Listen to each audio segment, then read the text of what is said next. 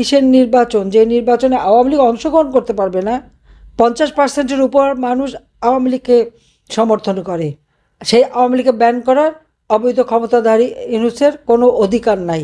কোন অধিকার বলে সে বলে আওয়ামী লীগ ব্যান্ড? কোন যোগ্যতার বলে? ডাকাতি করে ক্ষমতা দখল করেছে। আর আওয়ামী লীগ জনগণের ভোটে নির্বাচিত হয়েই বারবার ক্ষমতা এসেছে, কোনোদিন অবৈধভাবে ক্ষমতা দখল করে নাই। কাজে অবৈধভাবে ক্ষমতা দখল করে এত গর্ব করার কি আছে?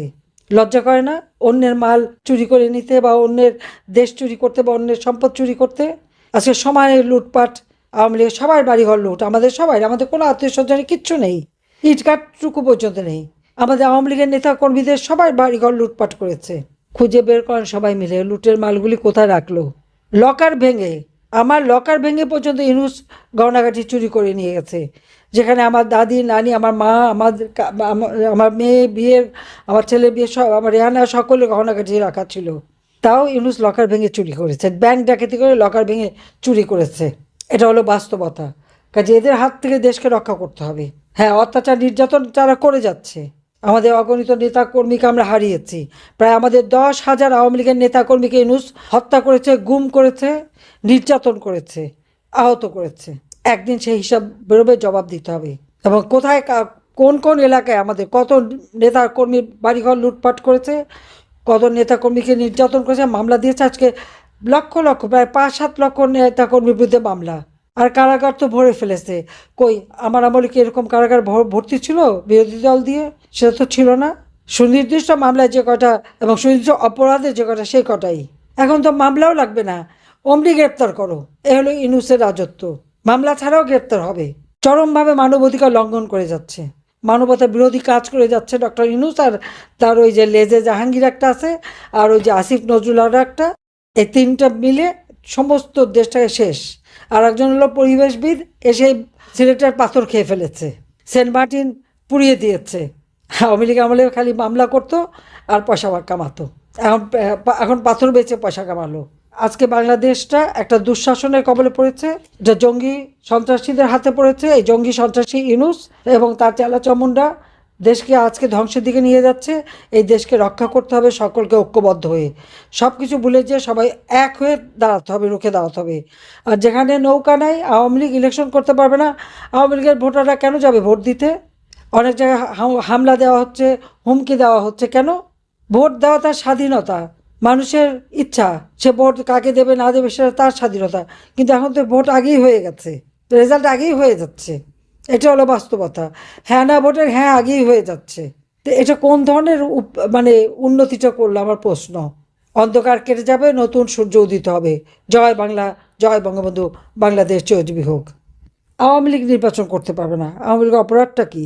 আওয়ামী লীগের দোষারোপ করা হয় না আমরা নাকি ভোট কারচুপি করেছি, দিনের ভোট রাতে দিয়েছি, ইত্যাদি ইত্যাদি। তা আমি একটা প্রশ্ন জিজ্ঞাসা করি, আজকে কি হ্যাঁ না ভোট হবে, গণভোট? এই গণভোটের আমরা রেকর্ড দেখেছি জিয়াউর রহমানের আমলে। জাতির পিতা বঙ্গবন্ধু শেখ মুজিবুর রহমানকে হত্যা করে সেই খুনিদের দোষর জিয়াউর রহমান অবৈধভাবে ক্ষমতা দখল করলো। সে তখন সেনাপ্রধান, কারণ বঙ্গবন্ধুকে হত্যার জন্য সে পুরস্কার হিসেবে পেয়েছিল সেনাপ্রধান হওয়ার পদ।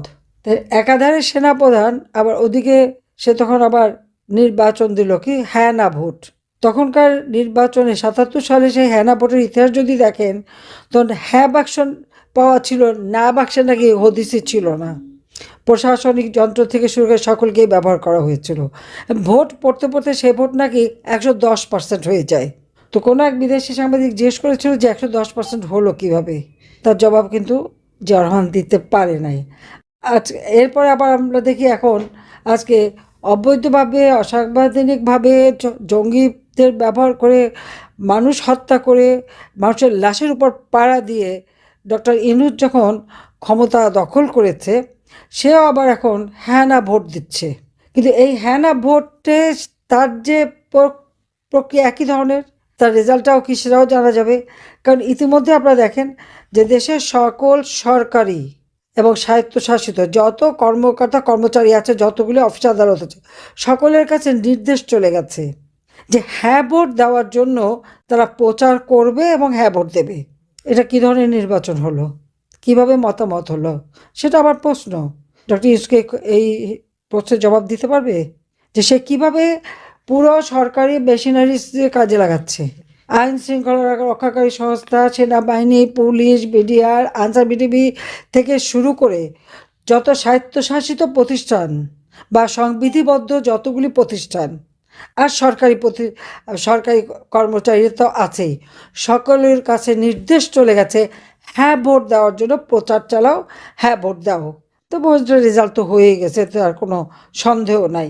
জিয়াউর রহমানের সেই ৭৮ সালের রাষ্ট্রপতি নির্বাচন একই অবস্থা, একাধারে সেনাপ্রধান আবার রাষ্ট্রপতি প্রার্থী। সংবিধান শুধু লঙ্ঘন না, আমাদের মানে সেনা আইন যেটা রুলস, আর্মি রুলস অ্যাক্ট, সেগুলো সে ভঙ্গ করে তার রাষ্ট্রপতি নির্বাচন করার পরে তারপরে তার খায়েশ হলো দল করার। তখন এই বিএনপি, অবশ্য বিএনপির আগে জাগো দল, হ্যান ত্যান অনেক কিছু করতে করতে বিএনপিটা টিকে গেল, বিএনপি করলো। তো এই যে বিএনপি করে সে যখন ক্ষমতাটা মানে করতে চাইল, সেই নির্বাচনের ফলাফলও তো আগে থেকে রেডি করা ছিল। তো এখন আওয়ামী লীগকে নির্বাচন করতে দেবে না। আওয়ামী লীগের অপরাধটা কি? আওয়ামী লীগ নাকি সুশাসন দেয় নাই। ডক্টর ইউনূসের সুশাসনটা কি? হ্যাঁ, ডক্টর ইউনূস সাহেব খুব সুশাসন দিয়েছেন দেশে। তার মানে সুশাসন ডক্টর ইউনূস স্টাইল, সেটা কেমন? মুক্তিযুদ্ধের বিজয়ের ইতিহাস সব মুছে ফেলে দিচ্ছে। এমনকি বীরশ্রেষ্ঠ মতিউর রহমানের নামে একটা নগর কিছু প্ল্যাক ছিল, সেগুলো ভেঙে দিল বুলডোজার দিয়ে। আজকেই আপনারা দেখবেন সেটাও ভেঙে দিয়েছে। জাতির পিতা বঙ্গবন্ধু শেখ মুজিব স্মৃতি জাদুঘর, সেটা ধ্বংস করলো, আগুন দিল, পোড়ালো, ভাঙলো। মুক্তিযুদ্ধের জাদুঘর ভাঙলো, সারা বাংলাদেশের সমস্ত মুক্তিযুদ্ধের স্মৃতিচিহ্ন মুছে ফেলা এবং ইতিহাসও বিকৃত করে দেওয়া হয়েছে।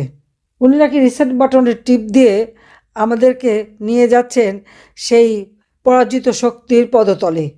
অর্থাৎ যে পাকিস্তানি হানাদার বাহিনীকে পরাজিত করে বাংলাদেশের লাখো শহীদ রক্ত দিয়ে বিজয় পতাকা উড়িয়েছিল, সেই বিজয়ের গৌরবকে দুই হাতে মুছে ফেলে দিয়ে আজকে আমাদেরকে নিয়ে যাচ্ছে কোথায়? পরাজিতদের নিচে, তাদের অধীনস্থ করার একটা চক্রান্ত চলছে।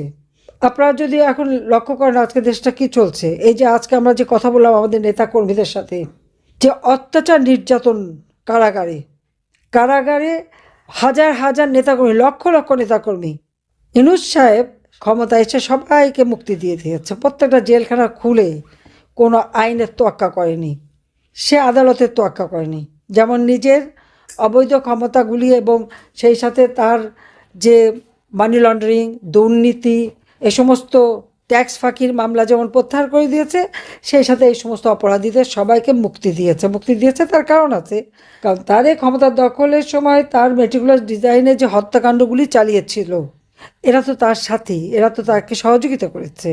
সেই কৃতজ্ঞতায় এই অপরাধীদের সে মুক্তি দিয়ে সে তার সেই তথাকথিত সুশাসন চালু করেছে। আর ওদিকে ওনার জুলাই হিরো না জিরো, সেটা তো প্রশ্ন ওঠে। একটা সার্ভে দেখলাম, হ্যাঁ সার্ভেটা যে বেশ তৈরি করে দেওয়া, এতে কোনো সন্দেহ নাই, সেটা সার্ভে দেখলেই হবে। আওয়ামী লীগ নাই, কারণ আওয়ামী লীগ তো ব্যান্ড। অবৈধ ক্ষমতা দখলকারী ব্যান করে জনগণের ভোটে নির্বাচিতদের। কি অদ্ভুত ব্যাপার! ডাকাত ঘরে ঢুকে ডাকাতি করতে যেয়ে তারাই মালিক বনে গেল, আর ঘরের মালিক তখন ঘরের বাইরে। বাস্তবতাটা তো এইখানেই। এখন হ্যাঁ ভোট দেওয়ার জন্য যদি এখন সরকারি কর্মচারীদের ব্যবহার করা হয়, আমি দেখলাম যে আমাদের নির্বাচন নিয়ে একটা তদন্ত প্রতিবেদন দেওয়া হলো। সেখানে বলা হলো কি 2018 নির্বাচনে নাকি প্রশাসনকে ব্যবহার করা হয়েছে। আমরা কখনো প্রশাসনকে ব্যবহার করে নির্বাচন করি না। আজ আমরা যারা এখানে উপস্থিত, আমরা সবাই একরকম নয়। আমাদের আদর্শ আলাদা, অভিজ্ঞতা আলাদা, দৃষ্টিভঙ্গিও আলাদা, কিন্তু তারপরেও আমরা একসাথে বসেছি, আলোচনা করছি, কারণ আমরা সবাই দেশের জন্য, দেশের মানুষের জন্য ভাবছি। আর এই ভিন্নতা নিয়ে একসাথে কথা বলছি, একের পর এক শুনছি, এটাই গণতন্ত্রের আসল সৌন্দর্য। আমি আজ এখানে দাঁড়িয়েছি ভিন্ন এক অনুভূতি ও আবেগ নিয়ে। বাংলাদেশের পলিসি লেভেলটায় আমার প্রথম বক্তব্য এটা। আমি এমন কেউ নয় যার কাছে সব প্রশ্নের উত্তর আছে বা সব সমস্যার সমাধান জানা আছে। তবু আমি বিশ্বাস করি নিজের ছোট্ট জায়গা থেকেও সমাজের জন্য, দেশের জন্য কিছু করার আন্তরিকতা আমাদের সবার মধ্যে থাকা উচিত। আজ আমি এসেছি শুধু শুনতে, শিখতে এবং একসাথে কাজ করার মনোভাব নিয়ে এগিয়ে যেতে। আমি যদি একটু সময় নিয়ে অ্যাকচুয়ালি একটা ঘটনা মনে এসেছে দাদুর ব্যাপারে, এটা বলতে বলতে। দাদু যখন আমাদের সাথে লন্ডনে ছিলেন গত বছর প্রথমের দিকে, উনি যখন এসেছিলেন তখন হাসপাতালে ছিলেন কিছু চিকিৎসার জন্য। ওখানে বিভিন্ন দেশ থেকে নার্স ছিল, ডাক্তার ছিলেন, এবং একটি নার্স ছিলেন নাইজেরিয়া ওয়েস্ট আফ্রিকাতে। আম্মা আব্বা একদিন দাদুকে সকাল সকাল দেখতে গেছিল। তো নার্স তারপরে বলেছে যে, ও আমি তো আপনার মাকে চিনেছি। আম্মু আব্বু বললো, কিভাবে? আপনার মাই প্রথম ইলেক্টেড প্রাইম মিনিস্টার বাংলাদেশের না? আম্মু আব্বু তো অবাক, হ্যাঁ আপনি কিভাবে জানেন? তো নার্স তারপরে বললো যে, আপনাদের যে উনি যে এত কিছু করেছেন এই মেয়েদের শিক্ষার জন্য, specially primary education, food for education, cash for education, এগুলো আমাদের সরকার ওই 35-30 বছর আগে দেখে ইমপ্লিমেন্ট করেছিল। আর ওই কারণে লক্ষ লক্ষ মেয়েরা গ্রাম অঞ্চলে, ওদের দেশে গ্রাম অঞ্চলে বিভিন্ন জায়গা সদরে এখনো শিক্ষা পাচ্ছে, অন্তত প্রাইমারি এডুকেশন লেভেলে। সো